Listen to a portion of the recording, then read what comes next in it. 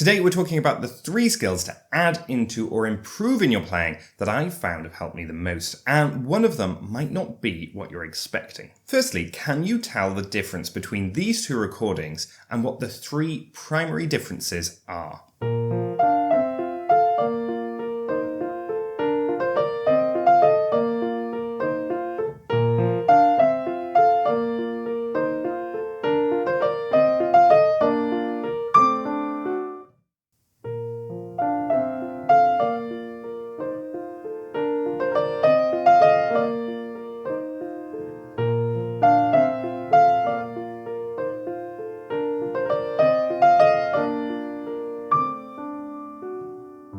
I've ordered the 3 differences or skills that we're looking at today in terms of priority when we're learning a piece and also in terms of difficulty of execution. The first layer that we're going to add is all about shape, and we're going to hear the difference in a second.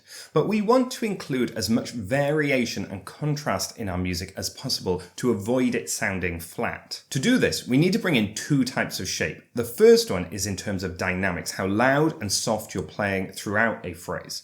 And the second one is all to do with timing. If we take a phrase of music, a phrase is a bit like a sentence. We want to develop the phrase by getting a little bit louder towards the center of the phrase and then a little bit softer towards the end of the phrase. Sometimes we might even see the crescendo and diminuendo to get louder and softer written into the phrase, but oftentimes we won't, but we're still expected to shape the phrase. The second way that we can add shape is through timing. You want to give a little bit of a push towards the center of the phrase. That is a tiny bit of a speed up. And then as the phrase ends, you just pull it back ever so slightly. The amount of push and pull, or rubato as it's known, borrowing time that you can use, is going to depend on the style of music that you're playing. If you're playing classical music such as Mozart, you're not going to see so much rubato used, but it'll be used a lot more in music such as by Chopin and Liszt. Let's hear the difference that shape makes by hearing a version without shape first, and then with the shape included.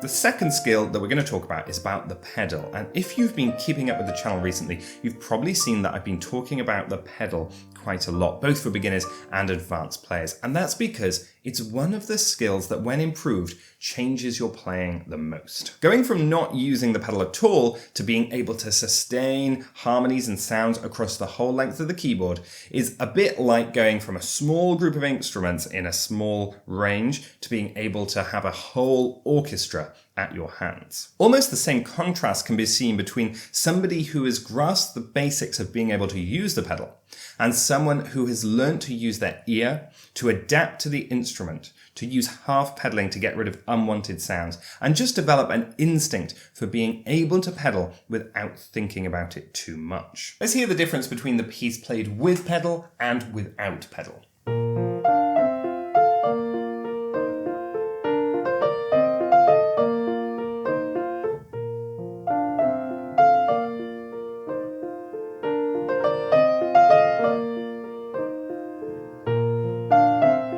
As an action step for pedaling, I would suggest checking out the exercises on the PDF linked in the description, and I'll link the other video tutorials on pedaling for beginners and advanced players at the end of this video. The third skill or layer that we're going to add is perhaps something that you're not expecting, and that is to not think as a pianist, but to start thinking as a singer instead. We can break this into 3 sub-layers. Singing a melody can help us hear its shape and incorporate that shape into our playing. Remember that playing the piano is largely a mechanical exercise, and it's not as natural as singing, and it doesn't intuitively include the natural movements that string players use for the bow arm of their instrument. This means that we need to make more of a conscious effort for our fingers to shape the phrase in the same way that we'd sing it. The next is to do with breath. The music needs to breathe in order to sound natural, but unfortunately it isn't necessary to breathe to play piano in the same way as it is to sing a song. So what we need to do is identify where would we breathe if we were singing a phrase,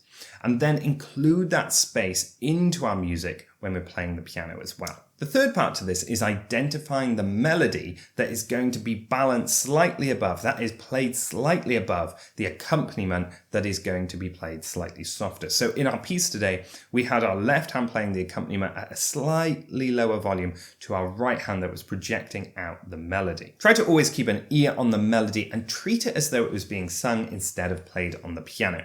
Don't forget to subscribe to keep up to date with all our latest challenges, performances, and tutorials, and I'll see you in the next video.